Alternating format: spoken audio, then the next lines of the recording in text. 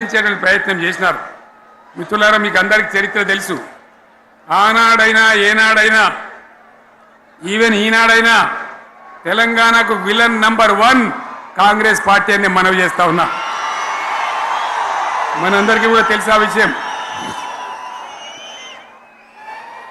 Telangana Hyderabad state పేరుతో ఉన్ననాడు ప్రజలు వద్దంటుంటే కూడా బలవంతంగా తెలంగాణను ఆంధ్రాతో కలిపిన వాళ్ళే. ఏందా బాబు, ఏందా పనిలేదా? రెడ్డి ఎవరెవరు పోండి, మీకేం పనిలేదావా? ఈ 10 మంది కాదు కదా, సభ అంతా ఉంది కదా, ఉండండి, కామ్ ఉండండి, డిస్టర్బ్ చేయండి మీరు. అట్లా బలవంతంగా ఆనాడు ఆంధ్రలో విలీనం చేసింది కాంగ్రెస్ పార్టీ, జవహర్లాల్ నెహ్రూ. 69లో ఉద్యమం వస్తే 400 మంది తెలంగాణ బిడ్డలను పిట్టల్లాగా కాల్చి చంపింది ఇందిరాగాంధీ ప్రభుత్వం, ఆనాడు ఉన్నటువంటి కాంగ్రెస్ పరిపాలన. మళ్ళీ 2001 నుంచి మనం విజృంభిస్తే నంగనాచిలాగా ఇదే కాంగ్రెస్ వచ్చి మన బలాన్ని, మన ఊపును చూసి పొత్తు పెట్టుకొని తెలంగాణ ఇస్తామని నమ్మబలికి మనతో పొత్తు పెట్టుకున్నది కూడా మీరు చూసినారు. మళ్ళా ఎగ్గొట్టే ప్రయత్నం చేసినారు, 14 ఏళ్ళు ఏడిపించినారు. అది మీ అందరికి తెలుసు. వాళ్ళు ఎట్టెట్లా చేస్తూ ఉంటే వాళ్ళ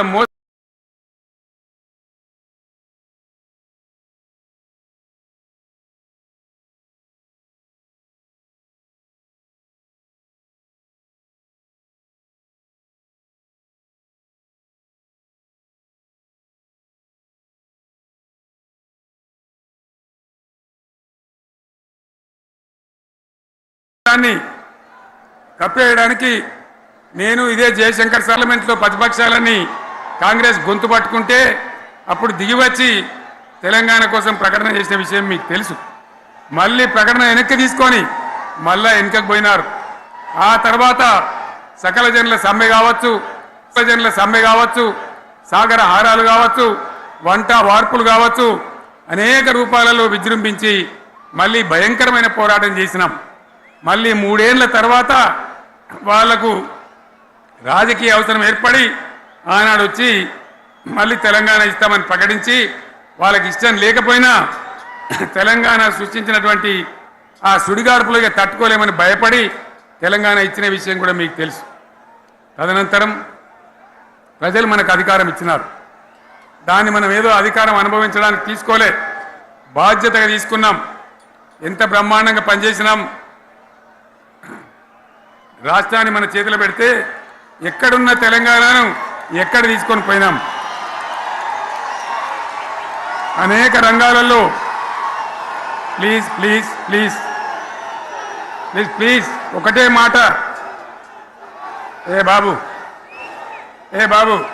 ఇక్కడ నేను మాట్లాడుతున్నా, అక్కడ మీరు మాట్లాడుతున్నా, మీకు ఏమైనా అర్థం ఉన్నదా? ఏది అర్థం కావాలి ప్రజలకు? ఏం పని లేదావా? ఇదేం పద్ధతి? మీరు పార్టీ కార్యకర్తలేనా? సైలెన్స్ ఉండండి. అంతమంది నన్ను లక్షల మంది మీరు 10 మంది అయినా ఇక్కడ 10 నిమిషాలు సైలెంట్గా ఉండలేరా? చివరిలో బాగా చెప్తాం, స్లోగా అద్భుతంగా దుంకుదాం, స్టేజ్ ఎత్తు దుంకుదాం. మీరు బాధ్యత చూడాల్సింది ఏంటంటే మీరు అరవడం బంద్ చేయండి. ఇంతమంది ఉన్నారు, ఏం సీఎం పనిలేదా నీకు? మళ్ళీ అందరు ఇళ్ళకి చేరుకోవద్దా? క్షేమంగా పోవద్దా? ఎక్కడెక్కడి నుంచో దూరం నుంచి ఎక్కిన వాళ్ళు ఉన్నారు. 10 నిమిషాలు మీరు సైలెంట్గా ఉండండి. ముందరున్న వాళ్ళు 10 ఏళ్ళ బీఆర్ఎస్ పాలనలో ఎక్కడున్న తెలంగాణ ఎక్కడికి పోయింది? ఎన్ని రంగాలలో ఎన్ని అవార్డులు వచ్చినాయి? ఎన్ని అద్భుతమైన పనులు చేసి చూపెట్టినాం. తెలంగాణ అంటే ఒకప్పుడు వెనుకబడ్డ ప్రాంతం, ఎగతాళి చేయబడ్డ ప్రాంతం, పనికిమాలిన ప్రాంతం అనే పేరు పెట్టిన ప్రాంతం. కానీ ఎన్ని రంగాలు, తలసరి ఆదాయాన్ని బ్రహ్మాండంగా పెంచినాం. 90,000 ఉన్న తలసరి ఆదాయాన్ని 3.5 లక్షల పైచీలకు పెంచుకున్నాం. GSDPని దేశంలో నంబర్ 1 స్థానానికి తీసుకెళ్ళినాం. తెలంగాణలో బ్రహ్మాండంగా పెండింగ్ ప్రాజెక్టులన్నీ కూడా కంప్లీట్ చేసుకున్నాం. కల్వకుర్తి కావచ్చు, నెట్టెంపాడు కావచ్చు, భీమా కావచ్చు, ఎల్లంపల్లి కావచ్చు, మిడిమానేరు కావచ్చు, అక్కడ మేఘాల మీద పనిచేసి దాన్ని అంతా కూడా కంప్లీట్ చేసి ఒక్క పాలమూరు జిల్లాలోనే 10 లక్షల ఎకరాలకు సాగునీళ్ళు ఇచ్చుకున్నాం. బ్రహ్మాండమైనటువంటి ఇరిగేషన్ ప్రాజెక్టు కంప్లీట్ చేసుకున్నాం. 3.5 లక్షల టన్నుల వడ్లు పండించే స్థాయికి తెలంగాణను తీసుకొని పోయినాం. వరంగల్ గడ్డ కోసం, ఇదే జిల్లా కోసం పెండింగ్లో ఉన్న దేవాదుల ప్రాజెక్టును కంప్లీట్ చేసి ఈ గడ్డకు నీళ్లు తెచ్చుకున్నాం. 3 ఏళ్లలో కాళేశ్వరం ప్రాజెక్టు కట్టుకున్నాం. వాగుల మీద, వంకల మీద చెక్ డ్యాములు కట్టుకున్నాం.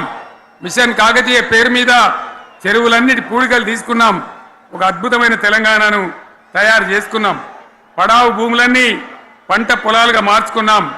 ఆనాడు బీఆర్ఎస్ పాలనలో చెరువుల నిండా జలరాశులు, రైతుల కళ్ళాల నిండా ధాన్య రాశులతోని బ్రహ్మాండంగా తెలంగాణ అద్భుతంగా పురోగమించిన విషయం మీకు తెలుసు. పంజాబ్ను తలదన్నే పంటలు పండించిన విషయం కూడా మీ అందరికీ తెలుసు అని నేను మనవి చేస్తా ఉన్నా. రైతు కష్టమేందో నాకు తెలుసు.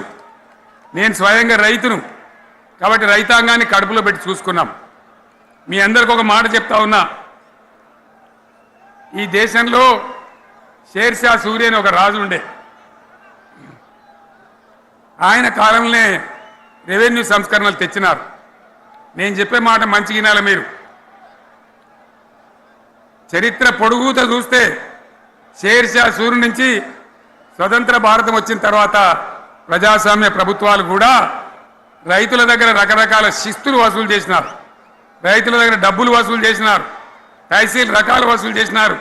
నీటి తీరువాలు వసూలు చేసినారు. కానీ రైతును చూడాలని వాడు అందుకోలే. భారతదేశంలోనే ఎక్కడ కూడా లేని స్కీమ్. నన్ను వాళ్ళు అడగలే, ఎలక్షన్లలో చెప్పలే. నాకు నేనుగా ఆలోచించి, ప్రభుత్వమే ఆలోచించి రైతు బంధు పథకాన్ని తెచ్చినాం. చాలా బ్రహ్మాండంగా రైతు బంధు పథకాన్ని అమలు చేసినాం. రైతాంగానికి ఎటువంటి కరెంట్ ఇచ్చినాం, ఎంత అద్భుతమైన కరెంట్ ఇచ్చినాం. ఆంధ్ర వలసవాద ముఖ్యమంత్రులు ఏం మాటలు మాట్లాడినారు.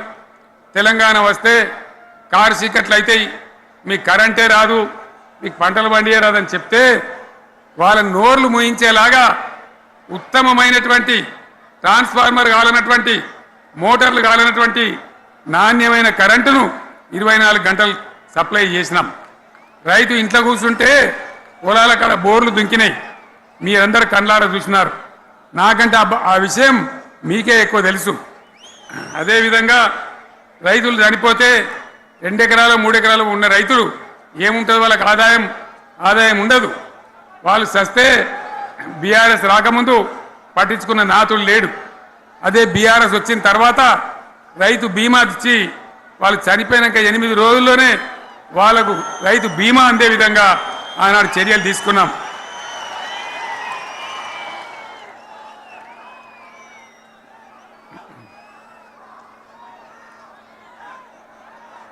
పైసలు ఎంత మంచిగా వచ్చేది, రైతు బంధు డబ్బులు ఏ విధంగా వచ్చేది.